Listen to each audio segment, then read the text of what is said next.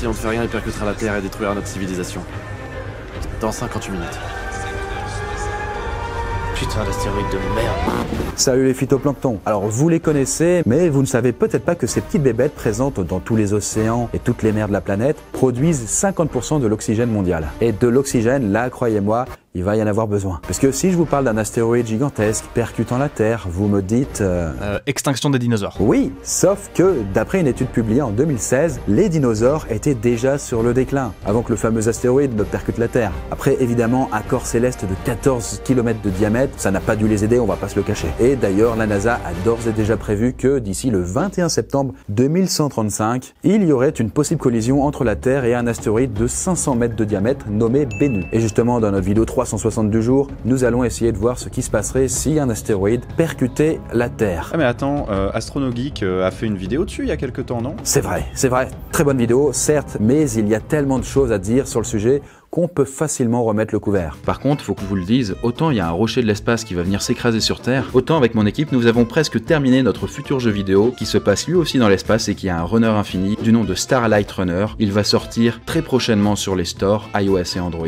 Donc voilà, c'était juste pour vous prévenir, le jeu sera gratuit. C'est quoi le nom du jeu déjà? Starlight Runner. Qu'est-ce que vous en pensez les gars?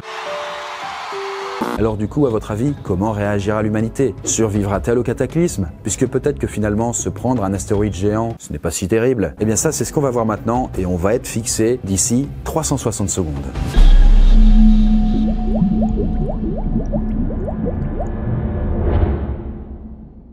Bien, commençons par le commencement. Quelles sont au juste les caractéristiques de notre astéroïde? Alors Bennu, celui qu'on devrait se prendre dans le coin du nez en 2135, fait 500 mètres de diamètre et est composé de 3,5 milliards de tonnes de roches et de glace. La vache, c'est énorme! Certes, mais ce n'est pas assez. C'est trop ridicule là. On va plutôt se baser sur les dimensions de l'astéroïde ayant rendu visite à nos chers dinos. Et avec ses 14 km de diamètre, c'est un peu plus grand que la superficie de Paris. Non mais avec un machin aussi énorme, on va tous crever. Ah, c'est gros, mais à l'échelle de la Terre, vraiment, ce n'est pas si grand que ça. En plus, en 2015, des chercheurs australiens ont mis à jour le cratère d'un astéroïde ayant percuté la Terre il y a 3,5 milliards d'années. Alors que les dinosaures, pour rappel, c'était il y a 65 millions d'années. Et donc, cet astéroïde-là aurait été 2 à 3 fois plus gros que celui qu'ont connu nos chers dinos. Ça fait donc relativiser. Mais bon, bref, un astéroïde gigantesque se dirige vers la Terre. Et c'est l'agence Spacewatch, chargée de la surveillance des corps célestes, qui donne l'alerte.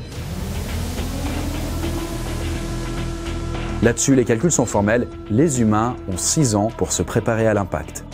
Il y a de grandes chances pour que notre astéroïde s'écrase dans une mer ou un océan. Tout simplement parce que, 70% de notre planète est recouverte par l'eau. Et du coup, auquel cas, on serait quitte avec un tsunami géant. Mais on va partir du principe que l'humanité n'a pas de chance et que notre astéroïde va s'écraser à tout hasard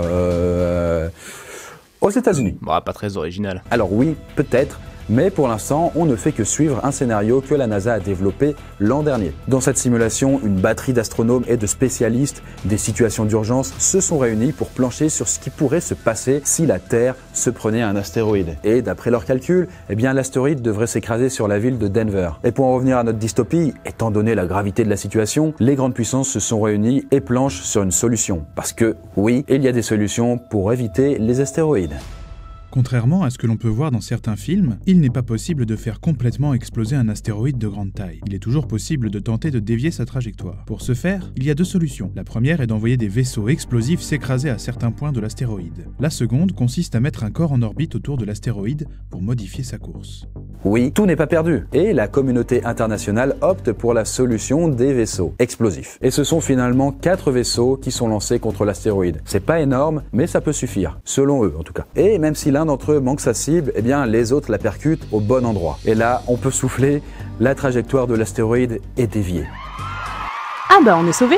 Ça c'est un petit peu tôt pour le dire, puisque refaire des calculs sur la nouvelle trajectoire de l'astéroïde, ça prend du temps, au moins 6 mois. Et au bout de ce délai, on se rend compte que l'astéroïde ne s'écrasera pas sur Denver, mais sur New York. À la boulette. La grosse pomme, ça va finir en compote. Bref, plusieurs dizaines de millions de personnes sont contraintes d'évacuer la zone avant l'impact. Des moyens logistiques colossaux sont déployés, les routes sont bloquées et on pose rapidement la question de la gestion des réfugiés. Arrive le jour J, une gigantesque boule de feu illumine le ciel pendant plusieurs dizaines de secondes et puis s'écrase. l'énergie déployée à l'impact sera équivalente à plusieurs millions de fois la Tsar Bomba, qui est la plus grosse bombe créée par l'homme. C'est pour toi ça. Et rien que le cratère aura un rayon d'une centaine de kilomètres. Mais l'onde de choc de l'impact ravagera le paysage à plusieurs centaines de kilomètres à la ronde. L'énergie dégagée par un astéroïde à son impact est colossale. Elle générera une gigantesque boule de feu. Des roches seront projetées dans le ciel et retomberont avec autant de puissance qu'un obus.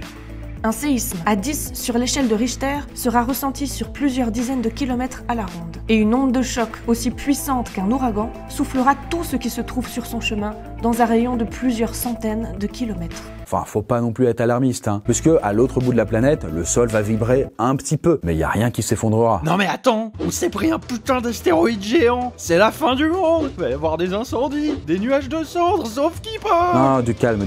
Certes, ce sera pas la joie, mais on sera plutôt peinard en comparaison de ce qu'ont connu les dinos. Et tout simplement parce qu'ils ont eu une poisse incroyable. En fait, l'astéroïde qui frappa la Terre à leur époque s'est écrasé au pire endroit possible. Et ouais, il a percuté de plein fouet des roches très riches en pétrole et qui, à l'époque, n'étaient présentes que sur 13% de notre planète. Ces roches avaient alors libéré environ 1,7 milliard de tonnes de particules fines de carbone. Pour vous dire, en fait, c'est le poids de 200 000 tours Eiffel. Mais là, ce n'est pas le cas avec notre présent astéroïde. Alors, il y aura bel et bien un nuage de cendres qui mettra sans doute plusieurs années pour se dissiper. Ces cendres voleront parfois au-dessus des nuages et, en cachant sa lumière, elles provoqueront l'extinction de nombreuses plantes. Ce sera la catastrophe. Certes, beaucoup d'espèces s'éteindront, tant chez la faune que la flore. Mais bon, après pour la flore, une partie pourra quand même être préservée grâce à la réserve mondiale de semences. C'est en fait une immense réserve de graines conservée pas très loin du pôle Nord, et qui existe vraiment. Et puis, évidemment, les humains, même si leur train de vie connaîtra une baisse drastique de confort, eh bien ils survivront à tout ça. Ceci dit, le monde risque d'être radicalement différent. Déjà, la côte est de l'Amérique sera remodelée par l'impact. Et les États-Unis, du fait de la disparition d'une portion de leur territoire et de la destruction directe d'une partie de leurs infrastructures économiques, usines, etc.,